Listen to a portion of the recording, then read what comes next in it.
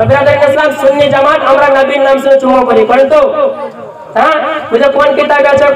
আছে तो किताब उठाना पे फतवा इस्लामी है अपना देवबंदी वहाबी আমাদের সব মাসে পড়ানো হয় এই ফতোয়া ইসলামী 3 নাম্বার 1 চ্যাপ্টার আসলে মধ্যে বিবদ্ধ আছে দ্বিতীয় নাম্বার কিতাব তাফসীরে জালালাইন আপনার দরজায় সাথে সাথে পড়ানো হয় এই কিতাব না পড়লে ওয়াহাবি দেওবন্দি সুন্নি বেরেলি को মৌলবি হবে না এই তাফসীরে জালালাইনে লেখা আছে কোরআন শরীফ 22 পারা আপনার 22তম পারা 33 নাম্বার সূরা সূরা আহজাব 592 পৃষ্ঠা আপনার রুকু নাম্বার 4 আয়াত নাম্বার 56 আপনার এই আয়াতের মধ্যে লেখা আছে ইয়া আইয়ুহাল্লাযিনা আমানু সাল্লু আলাইহি ওয়া সাল্লিমু তাসলিমা এই আয়াতের ব্যাখ্যায় তাফসীরে জালালাইন 357 পৃষ্ঠা 13 নাম্বার হাসিয়া 13 নাম্বার টিকায় লেখা আছে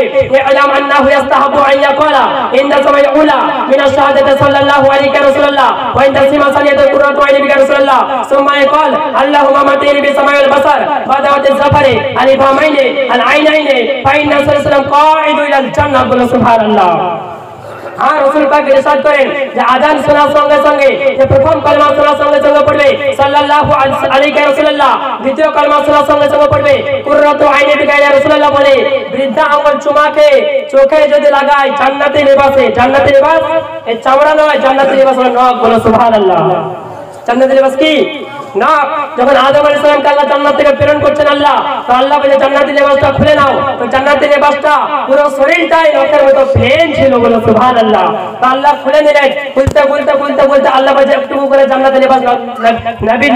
নূর নবী জান্নাতি লিবাস নখের ডগে ডগে রেখে দাও বলে সুবহানাল্লাহ তো আদম আলাইহিস সালাম রেখে দিলেন আর আদম আলাইহিস সালাম রাসূল পাকের নাম শুনলেন আর আঙ্গুলে আপনার এই নখের নূর দেখলেন আর তিনি চুম্বন করে চোখে বুলালেন আর হাদিস শরীফে তাই লেখা আছে যে হ্যাঁ প্রথম কলমা শোনার সঙ্গে সঙ্গে যে বলবে সাল্লাল্লাহু আলাইহি রাসূলুল্লাহ দ্বিতীয় কলমা শোনার সঙ্গে সঙ্গে বলবে কুররাতু আইনি বিকা রাসূলুল্লাহ ফাইনা সাল্লাল্লাহু কাঈদু ইলাল জান্নাহ রাসূল পাক বলছে আমি তাকে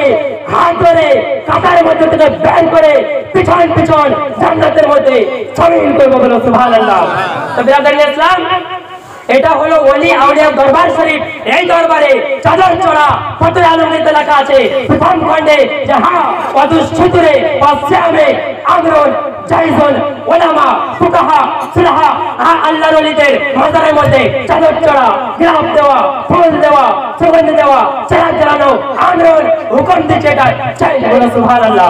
ব্রাদার ইসলাম আল্লাহর ওলি মাজারে ফুল দেওয়া যাবে কি যাবে না ফতোয়া হিন্দিয়া 406 পৃষ্ঠা প্রিন্ট আপনার দারুল আপনার দেওবন্দের প্রিন্ট এই দেওবন্দের কিতাব ছাপায় কিতাব পড়ে না কিতাব ছাপায় কিতাব পড়ে না আর যদিও কিতাব পড়ে তো কিতাব বুঝে না এইজন্য ওয়াহাবি যদি হয় তোর মধ্যে জ্ঞান থাকবে না আর জ্ঞান যদি থাকে তো ওয়াহাবি হবে না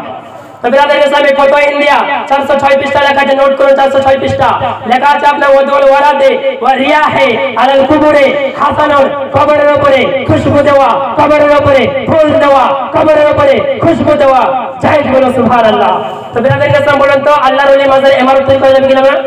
গুম্বাদ তৈরি করা যাবে কি না এই আনারে হাদিস খুঁজে পাই না কোথায় লেখা আছে 10 পারা 9 নম্বর সূরা সূরা তাওবা 266 পৃষ্ঠা আয়াত নম্বর 18 ইন্নামা ইয়া'মুরু মাসাজিদাল্লাহ এই আয়াতের ব্যাখ্যা তাফসীর রুহুল বায়ান আল্লামা ইসমাইল হাক্কির লেখা তৃতীয় খণ্ডে বর্ণিত হয়েছে তবে নাও কুরবাবে আলা কুবরিল উলামায়ে ওয়াল আউলিয়ায়ে ওয়া সুলাহায়ে আমরুন জাইজুন উলামা ফুকাহা সুলাহা ওয়া উলামায়ে কেরামের মাজারে পীরের মাজারে গুম্বাদ তৈরি করা ইমারত তৈরি করা জায়েজ হলো সুবহানাল্লাহ।